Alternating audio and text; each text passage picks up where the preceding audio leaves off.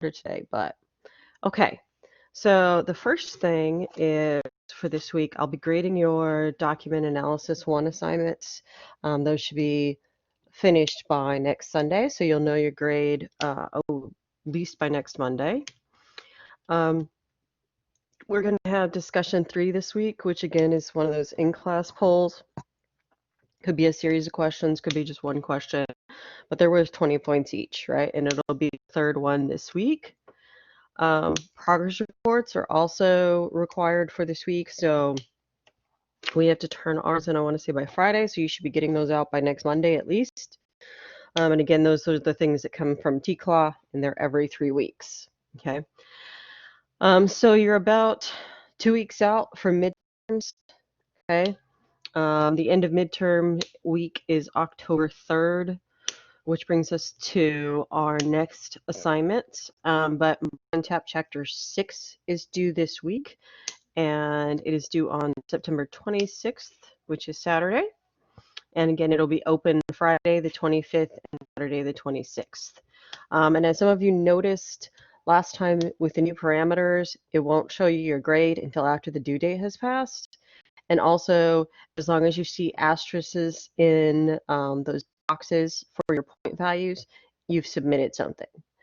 So it looks slightly different, right? There's no I'm done, submit all right now, but it does show you your grade. If you look on Blackboard and you don't see a grade for Chapter 5 and you know that you submitted it, please email me because I may not be able to go in and see it, but the rep can. Okay, because Cengage Tech Support can definitely see your grades and your attempts, so than even I can. So let us know if that's an issue. And the next thing we're going to talk about is the midterm assignment. Again, this is due in 2 weeks. It's due on October 2nd, which is the Friday of midterm week. You're not going to have a midterm exam. You're just going to have this essay. Okay, and there's an instructional video on YouTube about it. In fact, that's what we're going to watch here in just a second. And then we'll go into something you're probably more interested in, which is like a replacement assignment. So we'll start with the midterm assignment.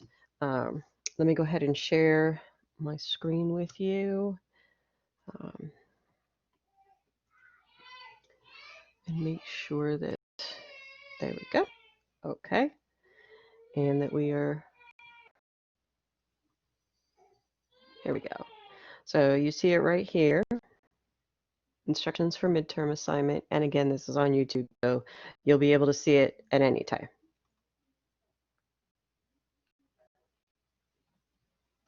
All right, good evening, everybody. This is a instructional video on how to do the midterm or core assignment that is due on October 2nd. So what I'm going to do is share this screen with you, and that way you can see where to find everything. So we start by going to assignments over here. Click on that, and then you will find document analysis, which should already be done. Midterm assignment, Common Core writing assignment. So again, we're doing this writing assignment instead of a midterm exam. Excuse me. So you have these 3 items already on there: documents that you will need for the essay, instructions for the essay, and then where to submit. And I'll also show you tonight how to find the rubric on how to figure out how this is rated. So we'll start with the instructions, and it should pull it up. Here we go. Again, it is a Word document, but I'm going to make this a little bit bigger so everybody can see. Okay, so at the top is the actual question. So you need to write a 500 to 1,000 word essay that fully answers the following prompt. Discuss the similarities and differences between the social, economic, and political philosophies of Alexander Hamilton and the Federalists on the one hand, and Thomas Jefferson and the Republicans or Anti-Federalists on the other. While these political factions emerge, how did each view the other? From what segment of society did each faction draw support? And how did each faction view slavery? Was this the precursor to the debate over slavery in the antebellum period? Okay, so kind of let's break down this question. Discuss the similarities and differences between the social, economic, and political philosophies of the Federalists and the Anti-Federalists. Okay, so in the beginning, you're going to be doing a compare and contrast between the social, economic, and political philosophies of these two groups. Okay, Alexander Hamilton is the leading Federalist, and Thomas Jefferson is one of the leading Anti-Federalists. Okay, so at the beginning, you can compare and contrast. Then you need to discuss why these political factions emerged, what caused them to come out. How did each view the other? Okay, and a lot of this information you will find in documents and also in the text. Okay, from what society did each faction draw its support? How did each faction or each group view slavery? And was the precursor to the debate over slavery in the antebellum period? Okay, precursor means like preview. So is this just a preview to the debate that's going to erupt in the antebellum period, which is over slavery? And the antebellum period, again, is like 1820 to 1860.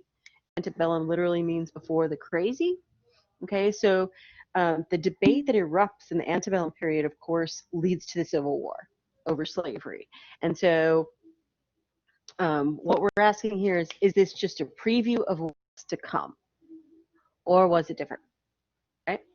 Okay, so you'll need to explain the historical context in which these texts are written, based on what you have read in the Cengage text or your textbook, and learned in class discussion, and how they relate or help answer the prompt. You shouldn't use any secondary sources other than the Cengage text.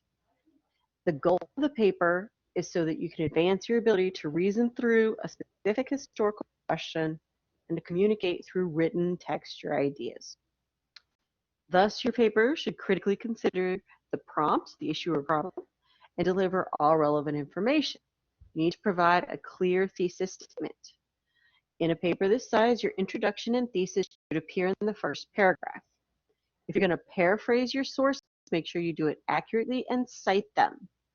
Okay? You need to make sure you state what the source says, not what you wished it said or thought it said. You need to state the evidence fairly, even if you think it's wrong or offensive. Your paper needs to use evidence to answer the historical questions. You've got to back up your answers. And the way to do that is to use those documents that are on there. And we'll go through those documents in just a second. Your paper should develop and organize your thoughts clearly and logically. Outlining is a necessary but not required step in writing a well-organized paper. In other words, you should probably outline before you start writing your paper. Our conclusion that addresses the paper's chief topic or question and that states your answer to the question or your contribution to the topic. And then the formatting, just go through, the technicalities, right? Double spaced, typed 12-point Times New Roman font. Cite your sources using the Chicago Manual of Style. Here's a link.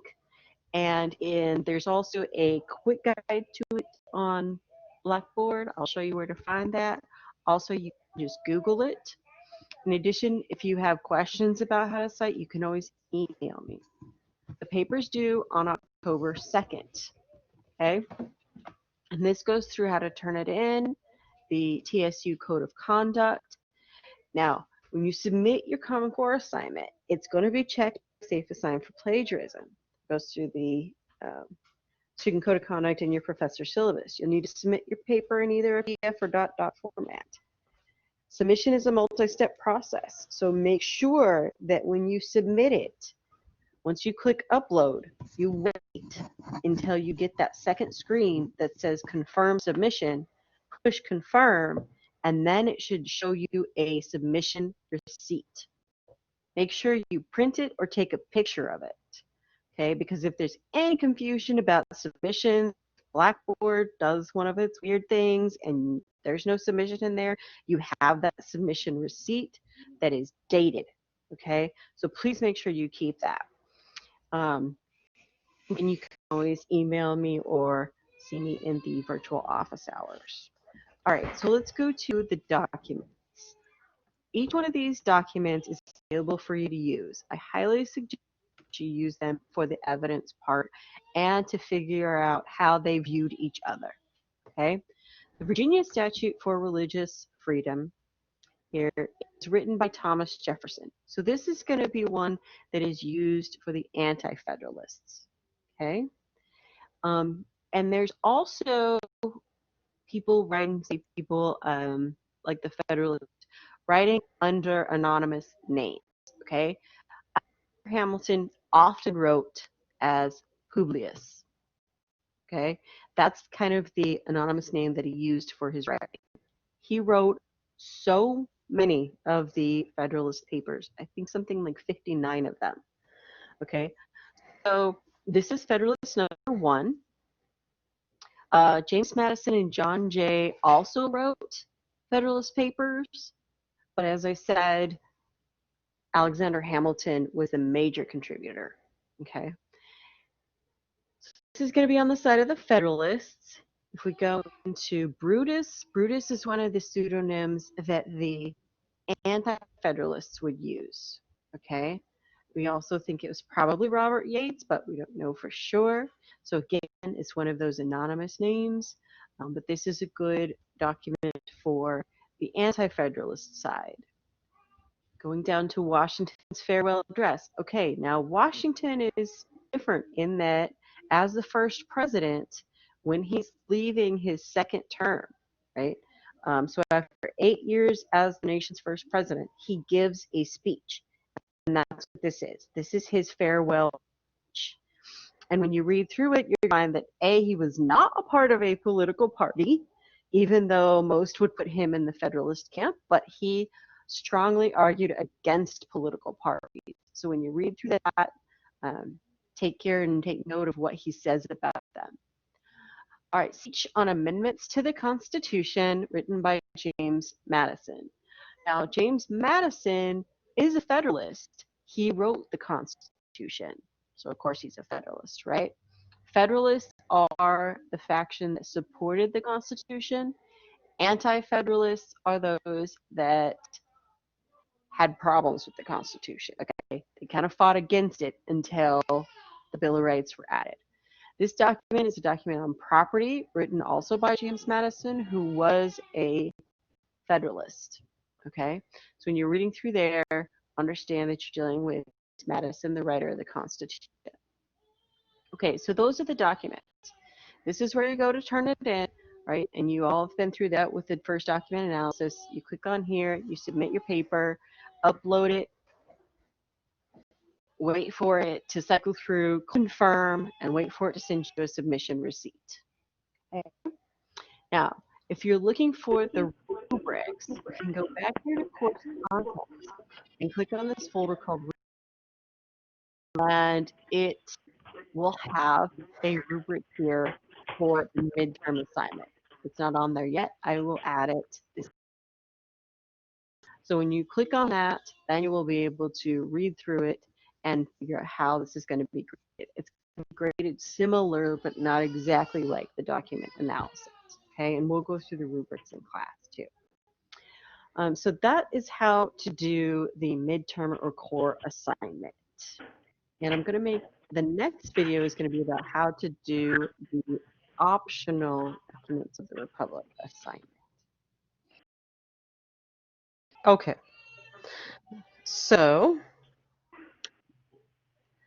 that is the midterm assignment. Let me pull up because I have, where are we here? I have added the rubric, so I wanted to show you that. Let me go ahead and share this with you. Oh, course content, right? Go to rubrics, and it's here, Common Core rubric. It's also in the same folder. I'm sorry, you can't see this. There we go. All right, so it's in course content with rubrics. Also in the folder for the assignment. Okay, so right here. So let me pull that up and we'll see that. Give it a second. All right. So, oops, you're not seeing this. There we go. Okay. So at the top, it's going to show you the point value for each thing. So the entire paper is worth 50 points. Okay. And so each one of these sections, there's 5 student learning objective. There's 5 of them, so for a total of 50 points, right? To get 10 points out of each category, history level, okay? So what's it going to be evaluated on is the student will consider critically and state clearly an issue, delivering all relevant information. So did you answer the question? Did you clearly and describe comprehensively, right? The second one, student will provide a clear central thesis. Does that have a thesis? The third one, how's your grammar, right? Do you skillfully control syntax? The fourth one, you're going to be covering this, but will you identify a situation in which ethical issues are present? For example, this is responsible documentation of sources. Okay, so this is where plagiarism comes into context. Let me see if I can make this bigger. There we go. And the last one, student will demonstrate awareness of how social, political, and economic structures empower, marginalize, or oppress others, right? So you're going to be talking about here, the key point here that I'm going to be looking at is, did you discuss the anti-federalist arguments about oppression of individual rights? In other words, the federal government taking too much power through the Constitution to, and it doesn't outline what rights individuals have, and it also doesn't outline states' rights. So when we're looking at SLO 6.6, the social, political, economic structures that are powered, you're going to be kind of focusing on the fact that the anti-federalists fought against an overly powerful national government. They fought for states' rights, and they also fought for individual rights. Okay, so that's where that one is really going to. Do you all have any questions over this assignment?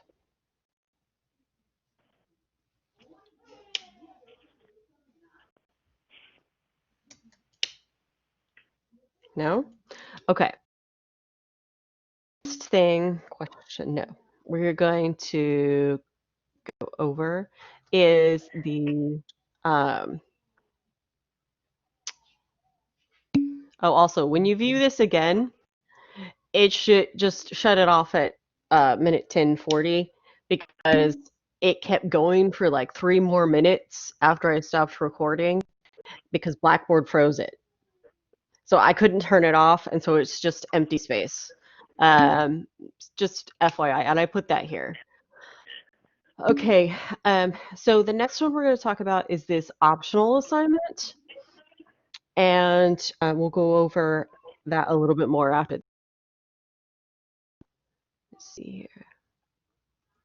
All right, guys, so this is an instructional video on how to do the placement assignment.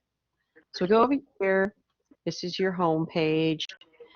Go to assignments, click on that, and you'll have the 3 assignments listed there. Documents of the Republic is the optional assignment. So click on that folder, and you'll have several: Declaration of Independence, U.S. Constitution, Bill of Rights, and those are the 3 documents that you're going to need to use to complete this assignment. So the Declaration of Independence and Constitution down on the list is where the actual assignment is. What you're going to do is read through this. So, although the Constitutional Convention of 1787 met almost a of the Declaration of Independence, the injustices suffered by the colonists under King George III were still remembered.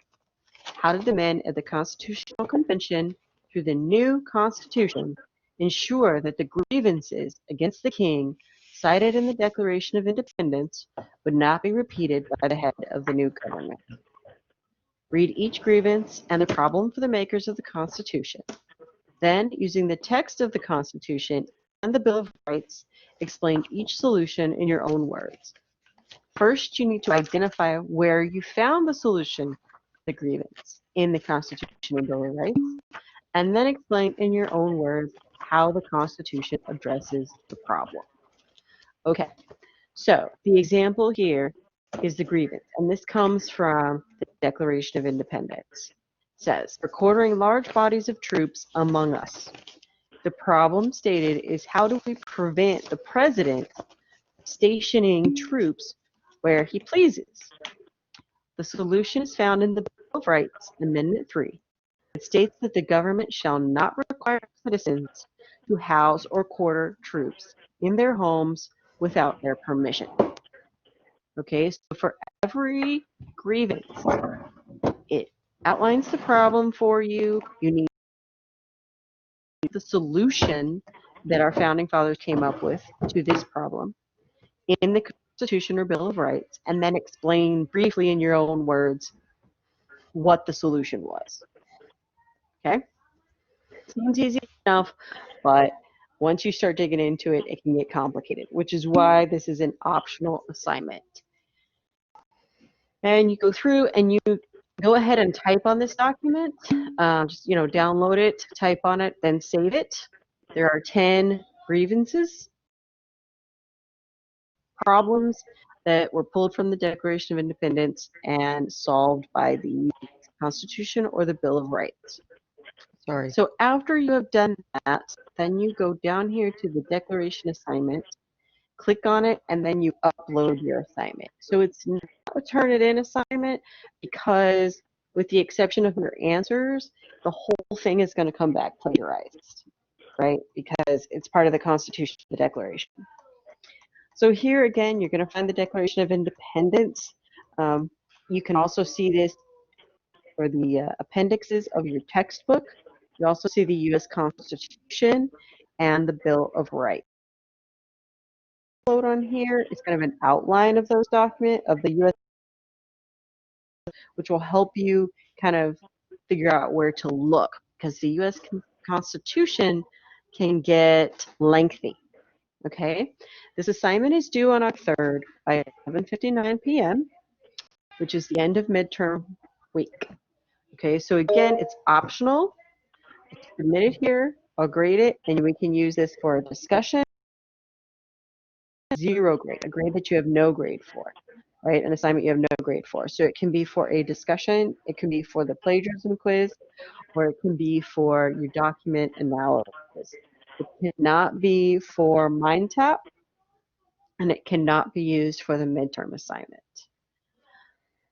If you have any questions, go ahead and email me. I'd be happy to answer them. And just make sure that you get it turned in on time. This one will not be accepted late. Okay. So do you guys have any questions over that? Jillian, I saw your hand up. You answered it. Okay. Okay. So 2 assignments that I posted up there. The midterm assignment, of course, is the big one. Yes, the declaration assignment is optional. Okay. And I'm searching for my outline for the Constitution, and I will try to find it and get it posted as soon as possible. But we're going to be covering those documents. We'll cover the Declaration today, and then we're going to be covering the Constitution probably next week for Chapter 7. So this deals with both Chapters 6 and 7. And like I said, it's going to be a comparison between the two, really, right? How did the problems stated in the first, how were they fixed by the makers of the writers of the Constitution? Okay. Do y'all have any questions over the stuff that I've already talked about? Because we'll move on to content. I have a question. You said everything will be in Chicago style too, right? Correct. Okay, thank you. Mm-hmm. Anybody else? Okay. So let me pull up this just a second. I'm going to put it over on that screen so I can share it with you, and we'll start talking about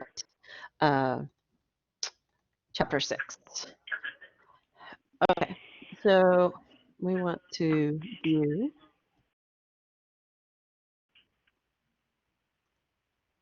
All right, I know that we talked about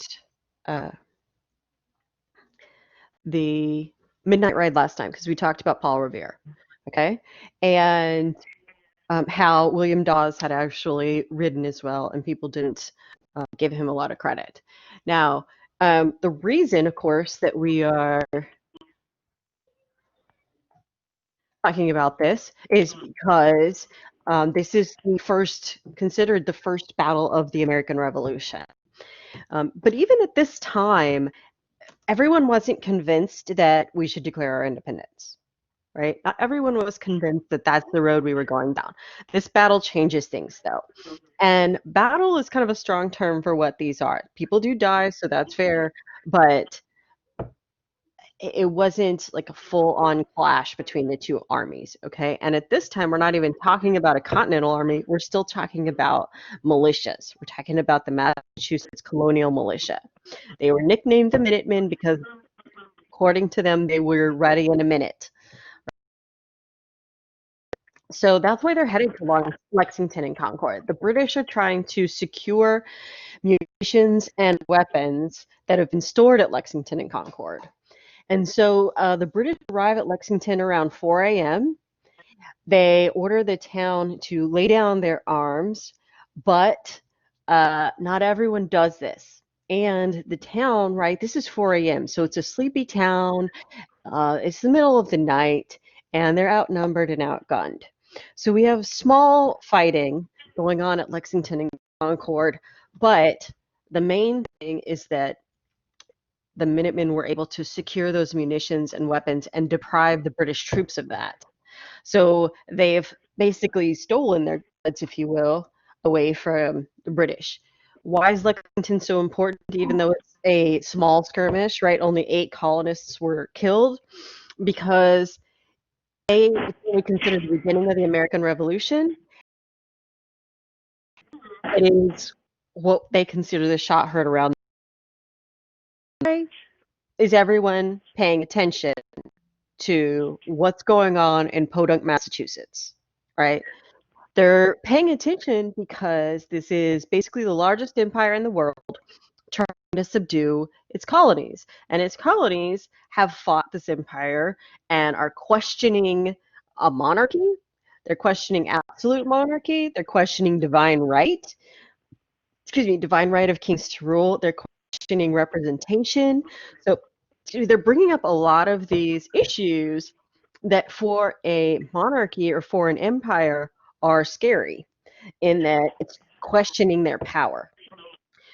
So the colonists are being paid attention to, as I said, by every empire. The French and the Spanish, right? They lost the French and Indian War because they hate the British, right? And they're looking at this as maybe this is an opportunity to reclaim some land that we lost in North America.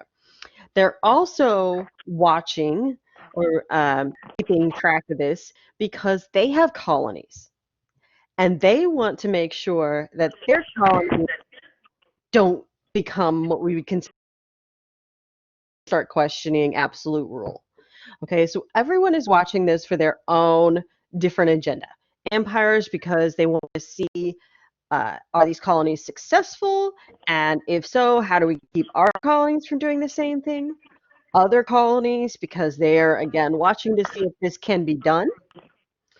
And then there are those that they hate the British and they see this as an opportunity to weaken the British Empire. Okay, so this is why everyone is really paying attention to what's going on there. At dawn, we are at Concord by this time. British begin to search for guns and munitions, but the militia has had a longer period of time to gather, strengthen, and come up with a strategy. And what happens is that they know that the British troops outnumber them, but on this one bridge to get to Concord. And military strategy, right? If you know it doesn't matter how big your army is. If this is the only way in, you have to go single file, so it doesn't matter. And the Americans just sit on the other side and pick them off, right? And so in the beginning, you start to see a change in warfare. The Americans are not going to fight this war the way the British want them to. Okay? Basically because they know they can't win. If you can't win the game, you change the game, right? At least that's the way it is. So at Concord, the British suffered 273 casualties and Americans only 95. Okay, and at this point, the British tuck tail and run. They grab whatever they can and they haul back to Boston because they realize they can't control the countryside. The countryside is largely controlled by what they call the Patriots, and the Patriots are what we're going to call colonists that support independence. Loyalists are colonists that support the crown. They support the British troops. So Lexington and Concord has happened, and then British go back to Boston, and we end up with a couple of issues shortly after that. People are appalled that this has actually happened, that the British troops have opened fire, that this is an actual battle has erupted between them. They just didn't think it would get to this. Okay, and so Thomas Paine seizes on this moment and he publishes a pamphlet called Common Sense. Okay, and originally he writes it anonymously. He doesn't put his name on it. Again, we're still talking about we're part of the British Empire and this is treason. Okay, because the pamphlet goes through every single point that people argue to stay loyal to the crown and disables it. Basically, digs holes in it, right? So eventually he does claim it and renames it Common Sense, puts his name on it, and it destroys the crown's argument for rule. All right. And it does say it's 48 pages long. He does take all the profits he gets from Common Sense and gives it to the Continental Army and George Washington. So some of the examples, right, of empire and why you should stay with an empire, you know, it's safe within an empire. You have common defense. You have the British troops. You have the British Navy. You have the British government paying for this for the large part. But Common Sense says, first of all, we have our own militias, and we're the ones supporting the Navy by building all the ships. All the wood is coming, all the timber is coming from North America. And we're paying for this too. So what are the positives here when we're already paying for it and we already have troops? Right.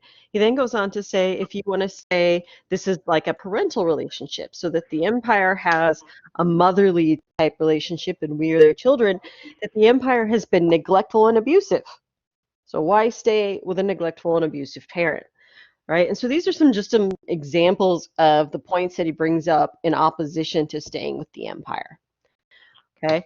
So this is going around, and this really brings to light the fact that the Americans realize that this has to be a war of propaganda as well as a war on the battlefield. They have to convince enough Americans that this is the right action, that this is the right path to take, or else they will not be successful and they will be hung as traitors.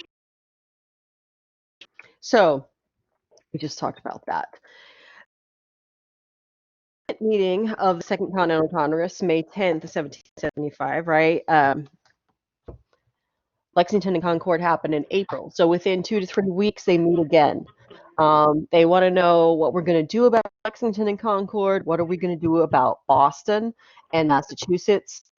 Do we want to become independent? How should we do that? Can there be peace between us and the crown? And they come up with 2 ideas. The first one is petition.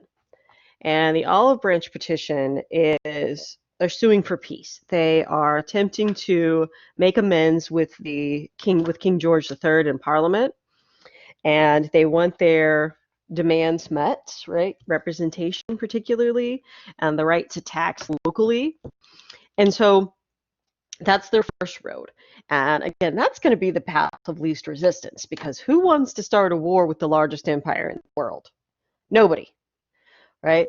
So they craft this, and then they also make plans for independence. And the first item they come up with is to say, look, if we are going to fight a war and try to become independent, we have to do this, quote, legally, right? In other words, we need to declare why specifically we want independence. We need to list all the reasons for trying to break ties with Great Britain and King George III.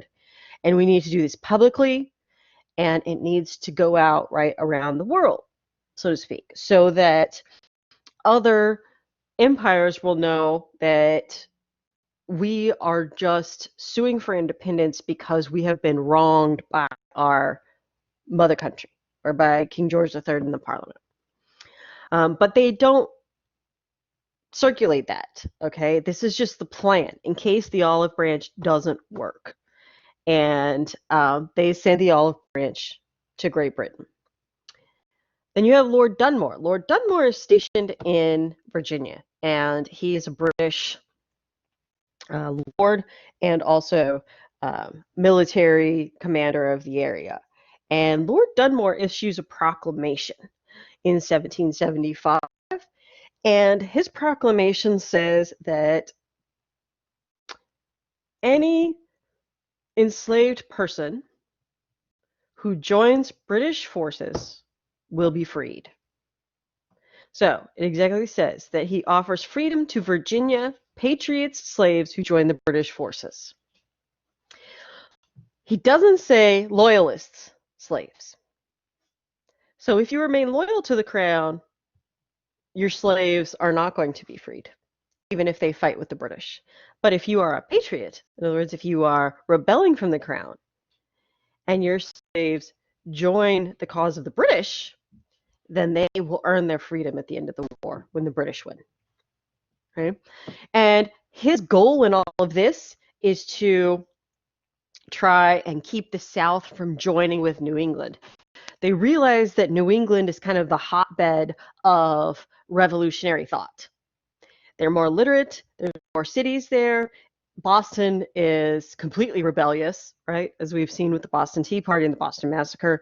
But they're trying to keep the South out, starting with Virginia on south down into Georgia and now Florida.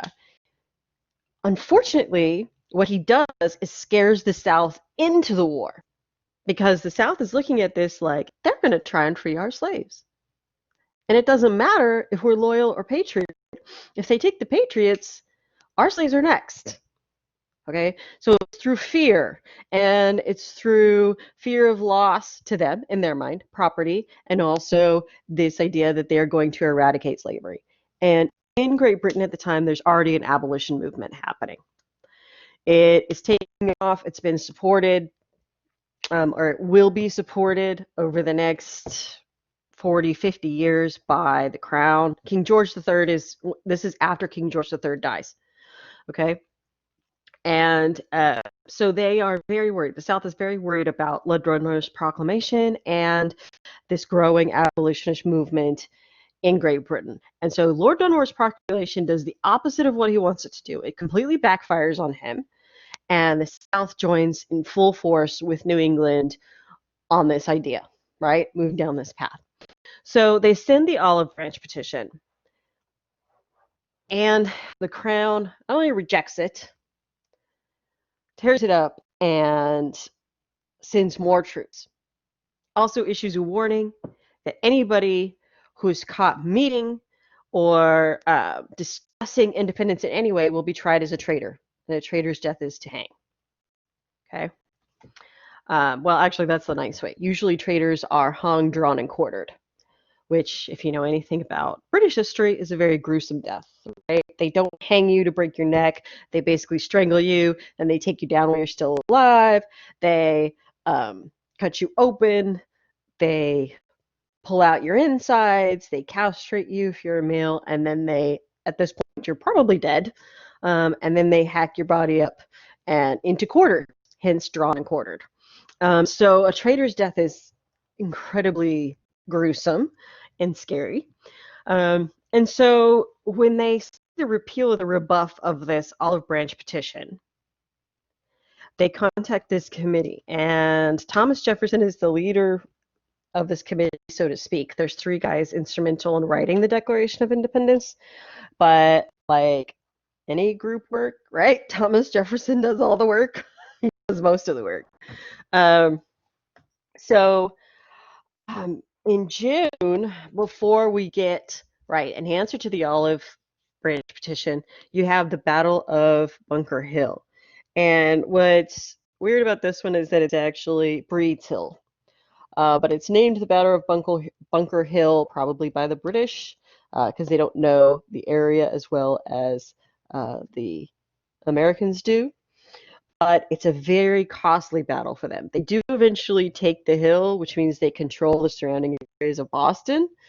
But it costs them 2,500 almost. I'm sorry, it costs them 1,000, 1,054 lives to do so, right? And William Prescott and the colonists defend Bunker Hill incredibly well, right? Because it costs that many British soldiers to advance on this hill. Why is this important? A couple of reasons. Number one is that it's around Boston, right? And it basically is sending a message to the British troops there that you're not safe in the country, you better stay in the city. Number two, the colonists stand up and fight for a long time. And most of the British are convinced that this is going to be an easy war because they think that colonists are cowards. They think they run away. They don't have the stamina to stay and fight a real battle. And so this proves them wrong. So they have to do a bit of a rethink. And, you know, they're constantly trying to reevaluate throughout the war because George Washington is not going to wage war in the way that it's ever been done before. Okay, he's going to change things like we talked about. So we roll around to the next year, 1776, and again, Thursday, July 4th is the famous day, but they actually met in the beginning, like July 1st or the end of June. Again, this time it has to be in secret. So it's the middle of July in Philadelphia, and they're dressed in basically head to toe in wool, you can imagine, 18th century attire, stuck in a room with the windows closed because they don't want anybody to know they're there. So incredibly hot. And they see the first draft of the Declaration that Thomas Jefferson puts forth. And of course, they don't like it, and they have edits they want him to make. So he's less than pleased about that, but he takes it with a grain of salt and creates the Declaration of Independence out of it. He makes all the edits that they would like and brings it back. They all agree to it. And on Thursday, July 4th, it's read out.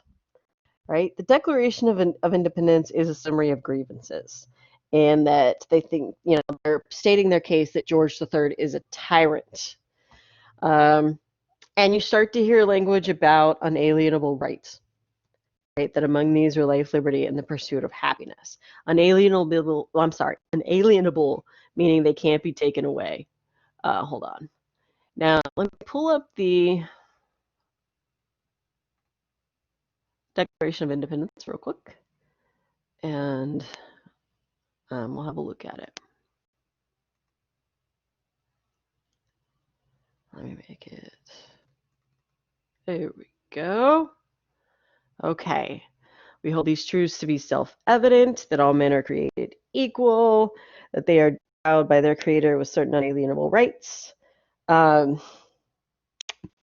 Interesting to note that Thomas Jefferson failed to recognize that he has how many hundreds of enslaved people on Monticello, his home, right? But all men are created equal. But that's a discussion for another time. His hypocrisy. So this again is the Declaration of Independence. And here, when they refer to he, they're talking about King George III.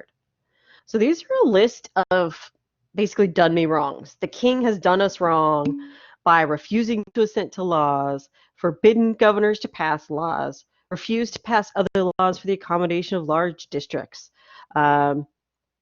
He has called the legislative bodies at unusual, uncomfortable, and distant places. He's dissolved representative houses. He's refused for a long time to allow others to be elected.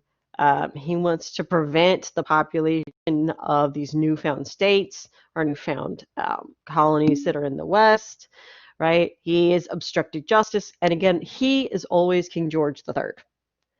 Right, so it goes through this, and this is all just a list of this is all the crap he did to us, right? And this is why we gotta leave. So, in effect, this is the most famous Dear John letter, right? We're leaving, and this is why. So, a lot of people focus on that, and that's good, and you're going to read through that. But what I want to draw your attention to, a lot of people don't see or don't focus on, are these signatures. So why is it important that they signed this, right? The signing of the Declaration of Independence is equally important to the content of the Declaration of Independence because King George III has already issued an edict that says any traitors will be caught, right, and will be hung if they find them out, and they're after the Sons of Liberty. But once they issue the Declaration of Independence, all these signatures just serve as a list of traitors to him. And he is going to immediately issue death warrants for them. If you catch them, hang them as traitors, period, full stop. So they knew this. And by putting their name on this, they basically are risking their life. They're saying, I believe in this so much, I'm willing to give him my name, and I'm willing to sign my own death warrant, basically. Right? And you'll see your usuals on here. The Massachusetts, you had the Adamses, right? John Adams will be our second president. Samuel Adams, leader in the Sons of Liberty. Thomas Jefferson signs for Virginia. Where are we? Up here. And you'll see lots from Pennsylvania. Benjamin Franklin, right? It is in Philadelphia, so of course there's going to be more representatives from Pennsylvania. Virginia, right? And you see Thomas Jefferson there. And John Hancock, right, is from Massachusetts. He's he's the one that puts his name the biggest, right? And so this actually leans to the term, put your John Hancock on there, meaning your signature. And it's a famous investing firm as well. So why is John Hancock so obnoxious, right? Why does he put his name front and center, so large that everyone can read it? And they ask him this, right after he signs it. And he says, well, if I'm signing my own warrant, I want to make sure they spell my name right. So he's a little cheeky about it. But the point is, right, he knows what he's doing. Let me show you what I mean by that. And of course, this is right after this is where we get the let me see if I can make this bigger for you.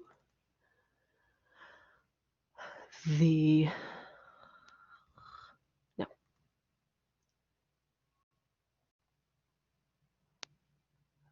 Okay, there we go. There's his name, John Hancock. I know it's kind of blurry in there, but obviously, right, his signature is bigger than everybody else's, and it's right in the middle.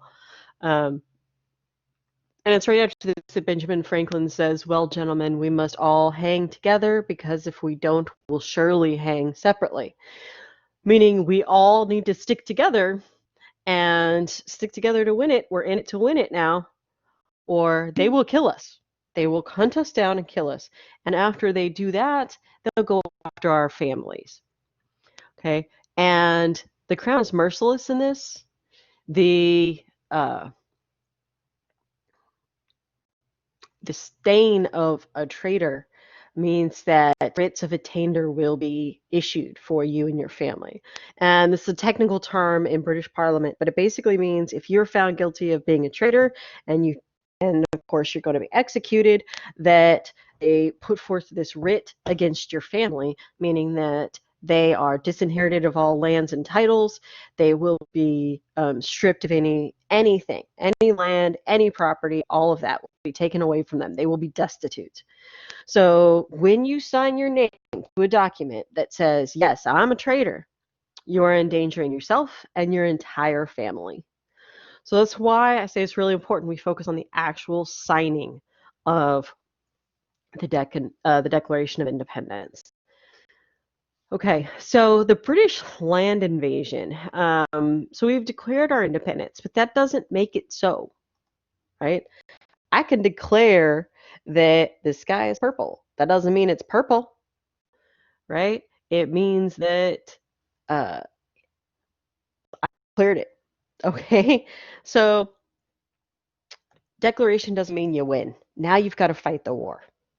So we're 1776. We're now moving into things, and the British are making a plan of attack. In their mind, they've got to squash these rebels, this rebellion quickly, because wars are expensive. They focus on the cities, and the first focus is New York City. New York, very large port, as you can imagine, and they already control Boston, and so they land just hundreds of ships there with thousands of troops, right? And the loyalists there will be used for support. Again, loyalists are those that are loyal to the crown, American colonists that stay loyal to the crown and support the British troops. And you see widespread espionage, meaning spies.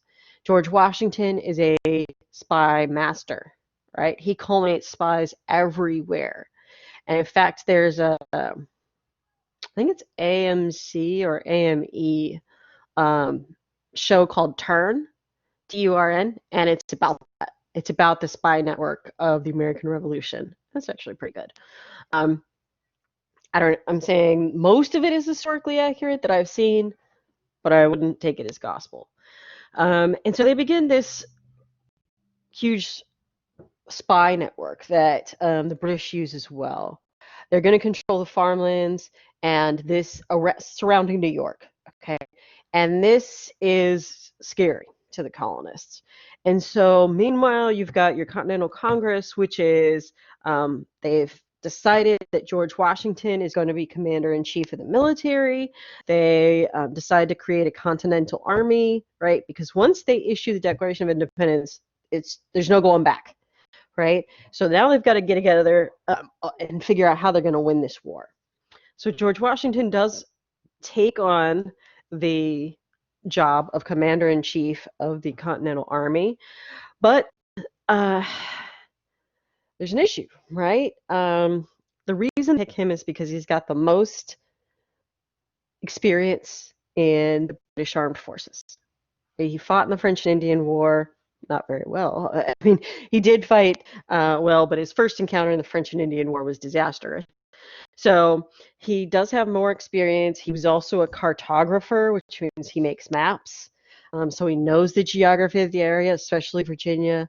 He is a statesman, a gentleman, as they would assume. He's a large landholder. He inherits Mount Vernon. And to the people that work on Mount Vernon, it's a large landed estate in plantation estate in Virginia. And so he has a hard task set before him because now he's got to build up an army from state and local militias. He's got to find out how to fund it.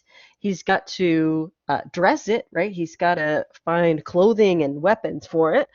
But luckily for him, most men, most families in the American colonies have weapons. They use them for hunting.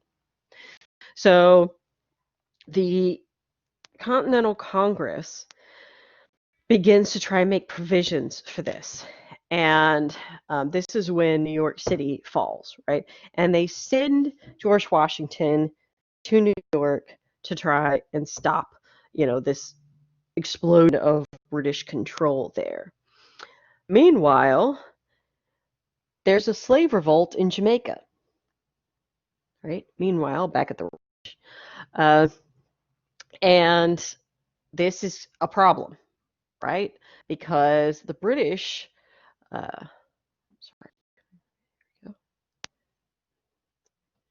the British view Jamaica as their crown jewel, if you will.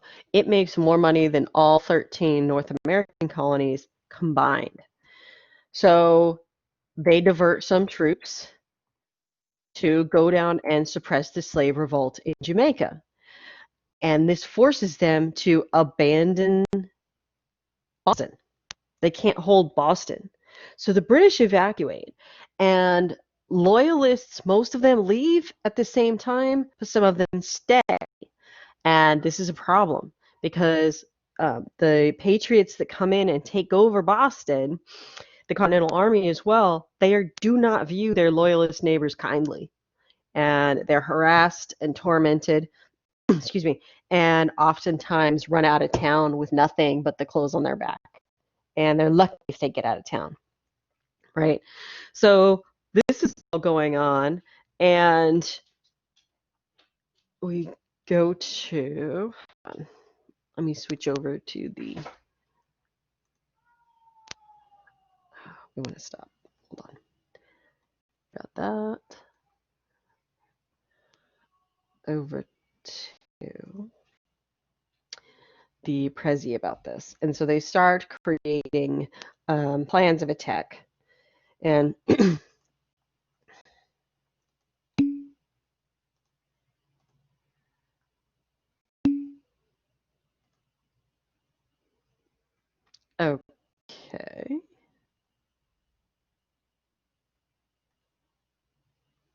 There we go. It's a little slow this morning. I know it's causing people problems. All right. So start here. We've covered this stuff. We've covered the Declaration of Independence. Hessian soldiers are given, if you will, they're loaned out to Great Britain. Hessians are Germans, and they're basically mercenaries. They're hired guns. The German provinces, they owe Great Britain money. Right? A lot of people owe Great Britain money, but so they owe them money. So as in lieu of payment for their debt, they lend them 30,000 Hessian soldiers. Okay, so the British bring these Germans over, these Hessians over, and they put them in the towns of Trenton and Princeton in New Jersey. Okay, and so they're stationed there over Christmas. And again, this is just the end of 1776. And George Washington needs a victory. Okay, he was basically run out of New York. The British control New York, especially the port, right, the city of New York. And so he is looking at the end of the first year of the war, even though it's like half a year. A lot of his volunteers that did join the Continental Army are ready to go home. Okay, the people who volunteer in the Continental Army have 1-year contracts, meaning they agree to serve for 1 year. And at the beginning of every year, they have to re-enlist. They have to sign a new contract. So the end of the year is coming up. And George Washington is looking at, he's lost his first couple of large battles, and he needs a win. His army is talking about going home. They're just disenchanted, right? And so he comes up with this idea about waging these battles the day after Christmas, right? And just like it is today, right? Over Christmas, people get together with their families, they eat a lot, and they drink a lot. And I will tell you that American colonists and even British citizens in the 18th century could put down some liquor. Okay, it was mostly beer, but also some spirits in there, right? And wine. They would put us to shame with the amount of alcohol they drank every single day. And that kind of goes back to the idea that at certain points, alcohol or ale or wine was healthier to drink than water, okay, because the water wasn't sterilized or anything. So it's Christmas, and these Germans, who we know like to drink, are just wasted, right? They drunk themselves stupid Christmas night. They're away from their family. It's Christmas. Everybody's having a good time. And George Washington leads his troops across the Delaware, which is where you get this famous picture, which I'll show you next time. Mary painting of him standing in the boat, leading his boats across this river, the Delaware River, to the Battle of Trenton. That painting is largely mythical, but we'll go into that later. So as he leads his troops across to Trenton, he attacks the day after Christmas, and everybody in the town's drunk. The battle's over before half of them are even awake, right? And it's a huge victory because the soldiers that are awake are either extremely hungover, probably still drunk, right? And can't fight worth a darn anyway. So complete victory at the Battle of Trenton. Takes everybody by surprise, gets his win on the books, and moves on to the Battle of Princeton. And this happens a couple of days later, right around the new year. He does the same thing. He attacks early in the morning when he knows everyone is either still asleep, hungover, or probably still drunk. Okay? So, like I said, Washington is not going to play by the rules, right? And usually during holiday season, there wasn't any fighting. The wars even stopped having battles in the winter.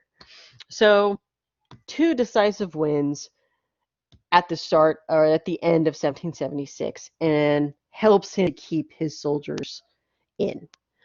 All right. Now, war in the north and some foreign support that goes along with it. Again, the British control New York, and of course they have Canada, what we call Canada. And so they're going to use those two to kind of meet up, squish those colonies that are in between Canada and New York, and then go further south. That's the main strategy on their part. On the colonial side, Washington decides to, make winter camp at Valley Forge, Pennsylvania. And this is not helpful at all. And he'll never make winter camp again because of what happens here. He'll continue to fight all through the winter. So he makes camp at Valley Forge. It is a brutally cold winter. He's short on money. He's short on funds. Most of the soldiers don't have adequate winter wear.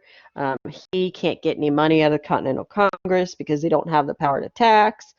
And they're suffering. Right? And the recruits are deserting or going home.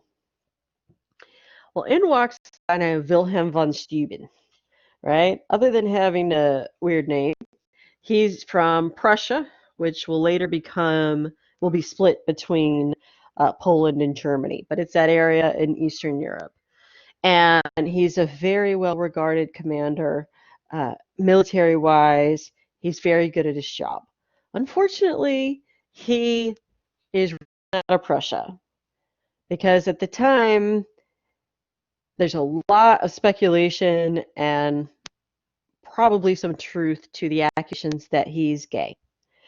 And in the military, especially in the 18th century, right, this was a huge deal.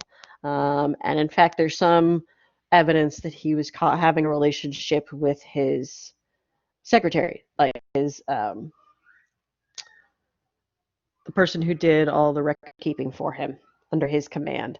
So not only is it a no-no because you are engaging in a relationship within the service, but also, at this time, very, very taboo. And so he leaves before all of that catches up to him because he does have a brilliant military career. And he arrives in Pennsylvania to join the continental side of the American War for Revolution. And he looks around and he basically gets to George Washington and says, no, this is all wrong, and completely redesigns the camp. He said, first of all, you need to have your cooking where you cook or your mess tent far away from your latrines, i.e. where the men go to the bathroom, right? You need to be training them all day, every day, because, as we said, idle hands, right, are the devil's workplace. So we need to keep these guys busy. We need to keep them moving so that, they're not so stagnant and they're not it's easier for them to get hypothermia, right? We also do need to get more clothes for them, so he brings in a little more funding and urges Continental Congress to do this as well.